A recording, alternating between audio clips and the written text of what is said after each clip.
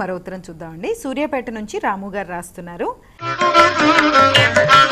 జిల్లేడాకులతో స్నానం చేయడంలో ఆంతర్యం ఏమిటి తెలియచేయగలరు అని అడుగుతున్నారు. సూర్య భగవానుడికి జిల్లేడు చెట్టుకి ఒక సంబంధం ఉంది. సంస్కృతంలో అర్కపత్రము అంటారు. అర్కుడు అంటే సూర్యుడు.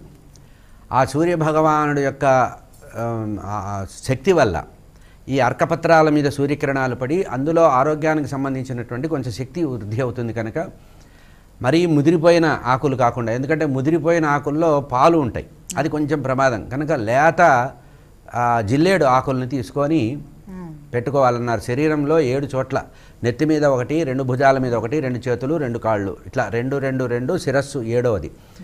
7 అశ్వాలతో ఉంటాడు. సూర్యభగవానుడి యొక్క రథానికి 7 గుర్రాలు ఉంటాయట.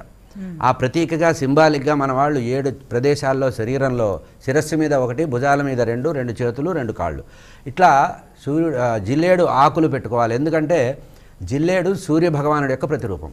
అర్కపత్రము అంటారు. మనం వినాయక చవితికి పత్రి వేసేటప్పుడు కూడా అర్కపత్రం సమర్పయామి అంటారు కదా.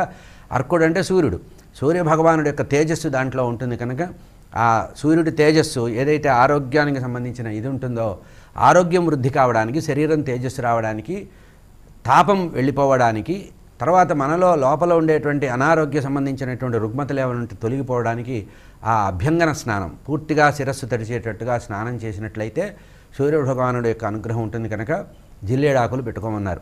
ఒకవేళ జిల్లేడాకులు దొరక్కపోతే దానికి ఎందుకంటే పట్టణాల్లో దొరికే అవకాశం లేదు కనుక దానికి ప్రత్యామ్నాయంగా చిక్కుడాకులు పెట్టుకోమన్నారు.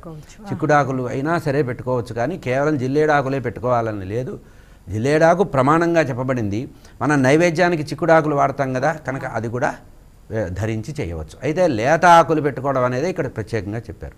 అంటే పాలు కారకుండా ఉండేటువంటిది, అది ప్రమాదం, కళ్ళల్లో పడితే ప్రమాదం. కనుక ఆ రకంగా లేత ఆకులతో జిల్లేడు కానీ చిక్కుడు ఆకులు కానీ వాడడం అనేది ప్రశస్తంగా చెప్పబడింది.